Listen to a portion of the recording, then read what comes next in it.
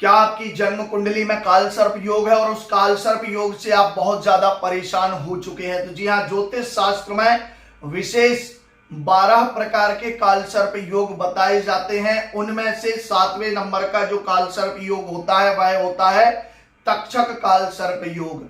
आज मैं आपको तक्षक काल सर्प योग के विषय में बताने वाला हूं। ये काल सर्प योग कैसे बनता है, जीवन में इसके क्या दुष्प्रभाव होते हैं और इससे बचने के लिए आप क्या उपाय कर सकते हैं।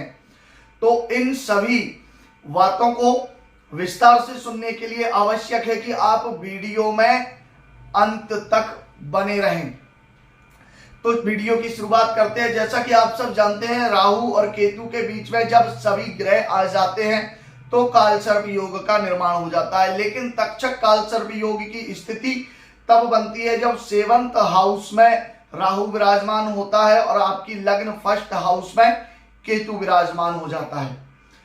तब तक्षक नाम के इस काल सर्प योग का निर्माण हो जाता है और ये काल सर्प योग आपको और आपके जीवन साथी को बहुत ही ज्यादा नुकसानदेह माना जाता है।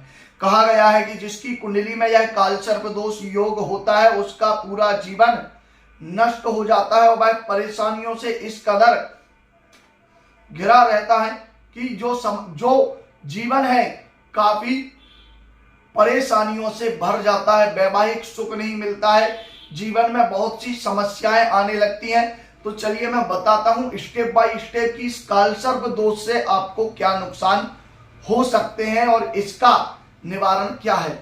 सबसे पहली बात, यह काल सर्प योग राहु के 7वें भाव में और केतु के पहले भाव में होने से बनता है। जब लग्न में केतु विराजमान होता है, सप्तम में राहु होता है, तब यह आपके वैवाहिक जीवन को सीधा नुकसान देने वाला माना जाता है। क्योंकि 7वां भाव जो होता है व्यक्ति के लाइफ पार्टनर का होता है, उसके व्यापार, क्योंकि भावाद भावम के सिद्धांत से व्यापार का भाव भी माना जाता है, तो यह वैवाहिक जीवन में कष्ट उत्पन्न करता है। पति पत्नी दोनों की मानसिकता एक दूसरे से विपरीत हो जाती है, दोनों का आपसी तालमेल नहीं होता है, एक दूसरे की बात को दोनों नहीं मानते हैं। विशेषकर जिसकी कुंडली में ये काल सर्प दोष योग होता है वह हमेशा अपने व्यवहार में और वाणी में कटुता लिए होता है, अपने जीवन साथी से अपशब्द बोलता है, गलत तरीके से बात करता है, जिसके कारण वैवाहिक जीवन में परेशानियां आने लगती हैं। वहीं संपत्ति अस्थिर हो जाती है।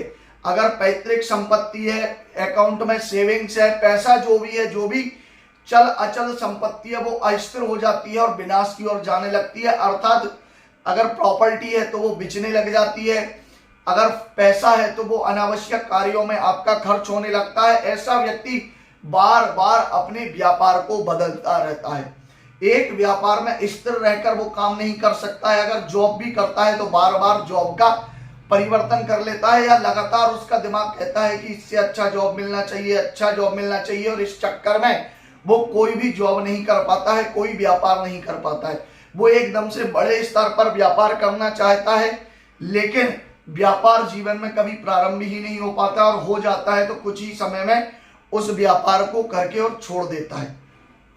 जीवन में सफलता में बहुत ज्यादा परेशानियों का सामना करना पड़ता है, बहुत मेहनत करने के बाद भी सफलता नहीं मिलती है। जीवन में स्ट्रगल लगातार चलता ही रहता है, इससे बच पाना बहुत ज्यादा मुश्किल हो जाता है।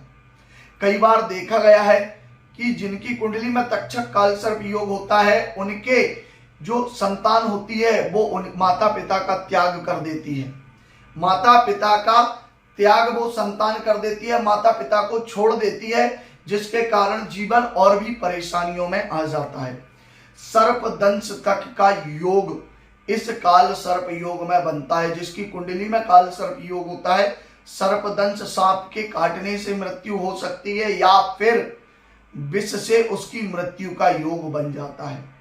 लग्न में रहने से मानसिक अस्थिरता, सूझ समझ की कमी, बुद्धि में कमी, बुद्धि का विकास ना होना या फिर मंद बुद्धि होना, ऐसी सारी चीजें केतु लग्न में बैठकर कर देता है। तो ये काल सर्प योग काफी परेशानियां देने वाला माना जाता है। बात करते हैं इसके उपाय की, जिसे उपाय को आप करके कुछ हद तक इसके प्रभाव को कम कर सकते हैं। तो उपाय यह है कि मिट्टी के बर्तन में दूध रखकर एकांत स्थान में रखना चाहिए। विशेषकर पंचमी और अमावस्या को ऐसा आपको अवश्य करना चाहिए। इससे काल सर्प दोष योग के प्रभाव में काफी हद तक कमी आ सकती है। वीडियो अच्छा लगा है तो चैनल को सब्सक्राइब जरूर कर दीजिएगा। हर हर महादेव।